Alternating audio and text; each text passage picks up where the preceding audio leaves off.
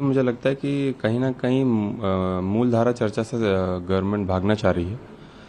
पूरे देश ने नहीं, पूरे विश्व ने देखा किस तरीके से बर्बरता हमारे स्टूडेंट्स पे की गई, और हमारे खास करके हमारे स्टूडेंट्स पे, बूढ़ों पे, नौजवानों पे, लड़कियों पे किस तरीके से उनके कपड़े फाड़े गए। हम पहले भी मांग कर रहे थे कि इसकी जवाब कहीं ना कहीं सरकार को देना पड़ेगा। पता नहीं सरकार इतना लंबा समय कैसे लगा देती है हर विभाग का जवाब देने में। अभी होम मिनिस्टर इसका जवाब दें क्यों ऐसा किया गया।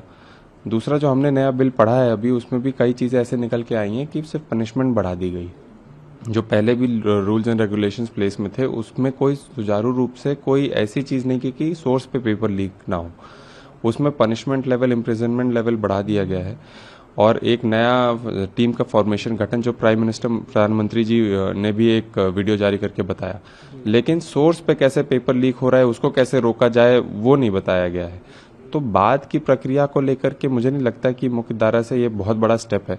कहीं ना कहीं हमको वो 90 से ज़्यादा सोर्स पे जो पेपर लीक हुए हैं उसको कैसे पॉलिसी लेवल पे रिफॉर्म करना है, उस पर ध्यान देना चाहिए। जी, अभी राहुल गांधी ने भी एक ट्वीट किया है बिहार को लेकर। उन्होंने कहा है कि बिहार में जिस तरह बच्चों को पुलिस AK-47 लेके दौड़ा रही है, दिल्ली में आपने पैलेट गन चलाया, क्या बिहार में AK-47 से इसे काबू करेंगे? देखिए, मुझे लगता है, मैंने पहले भी कहा था कि नए तरीके के ब्रिटिशर्स हैं, इनको नए तरीके से हमको लड़ना पड़ेगा। और इनके पुलिस जो है इनके अंडर है। चाहे हमने बिहार देखा हो, हमने लखनऊ भी देखा, हमने इलाहाबाद भी देखा, और हमने दिल्ली तो पूरे विश्व ने देखा किस तरीके से पैलेट गन हो, टीयर गैस हो, लाठी हो, कपड़े फाड़े गए हों, सर फोड़े गए हों। और अभी तक केसेस को लेकर के जो डिसीजन सरकार का लाना था वो अभी तक लिया नहीं गया है कि क्या केसेस उन पे बने रहेंगे, क्या केसेस वापस होंगे हमारे स्टूडेंट्स पे। तो अभी सरकार मुख्य धारा से सही तरीके से सीधा जवाब नहीं दे रही है। उन्होंने इस्तीफा तो दिलवा दिया, लेकिन और जो मांगे हैं दो, वो तो बहुत छोटी मांगे हैं सरकार के लिए। कम से कम वो मांगे पूरी कर दे तो हम आगे बढ़ करके चर्चा कर सके, पॉलिसी लेवल पे भी चर्चा हो सके। इस मामले में CBI का भी बयान आया है। जस्टिस सूर्यकांत ने कहा है कि पीसफुल और लॉफुल प्रोटेस्ट एक गारंटीड कॉन्स्टिट्यूशनल राइट है सभी के लिए, और ये किया जाना चाहिए। पुलिस कार्रवाई को लेकर उन्होंने सवाल खड़े किए कि ऐसे लाठीचार्ज कर देना ये किसी भी तरह से जायज नहीं। देखिए, फ्रॉम डे वन ये प्रोटेस्ट पीसफुल प्रोटेस्ट था, और जिस तरीके से हमने देखा कि बार बार लगातार स्टेज से यही नारा लग रहा था कि प्रोटेस्टर्स फूल लेकर के जाएंगे और पीसफुली प्रोटेस्ट करेंगे, शांति रूप से वहीं बैठेंगे। फिर भी हमने वो पिक्चर देखी जिस तरीके से 5:30 बजे सुबह एक स्टोन से लदा हुआ ट्रक वहां पे रखा गया, टूटी हुई गाड़ी पहले ही प्लांट की गई। कई ऐसे सिविल ड्रेस में पुलिस के लोग थे जिन्होंने जबरन लाठीचार्ज किया हमारे स्टूडेंट्स पे, जबकि वो वहां पे बैठे थे, खड़े थे और सिर्फ नारे लगा रखे थे।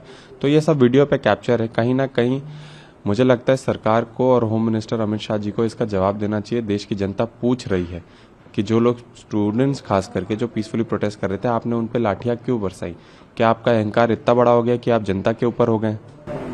एक अंतिम सवाल, अभी महेश जेठमलानी सीनियर एडवोकेट है, उनका बयान है। उन्होंने कहा कि जिस तरह की वहाँ पे रेजिग्नेशन के बाद जिस तरह का जश्न मनाया जा रहा था, नाच गाने हो रहे थे, पार्टियां हो रही थी, वो कहीं ना कहीं ठीक नहीं है। और उन्होंने इसमें फॉरेन फंडिंग की आशंका व्यक्त की है कि फंडिंग कहाँ से आ रही है। देखिए, ये बनी बनाई स्क्रिप्ट है। हमेशा जो भी अगर इस देश का नागरिक प्रोटेस्ट करना चाहता है, अपनी हक और अधिकार के लिए अपनी बात सरकार तक पहुंचाना चाहता है, तो उसको फॉरेन फंडिंग से जोड़ दिया जाता है। हमने देखा किस तरीके से प्रोटेस्ट में लोग सिर्फ प्याज और मूंगफली लेकर के अपने घर से चले थे और अपना चप्पल और किताब यहाँ पे खो बैठे, अपने हड्डियां यहाँ पे खो बैठे। जिस तरीके से वो यहाँ पे बने हुए थे, देश के नागरिक बाहर से हो या फिर देश में हो, वहाँ पे खाना हमारे बच्चों के लिए ऑर्डर कर रहे थे। तो बहुत ऑर्गेनिक प्रोटेस्ट था ये। मुझे लगता है वो खुद वहाँ पे गए नहीं होंगे, उनको पता नहीं होगा क्या इमोशन वहाँ पे इन्वॉल्व था, इसलिए वो ऐसी बातें कह रहे हैं।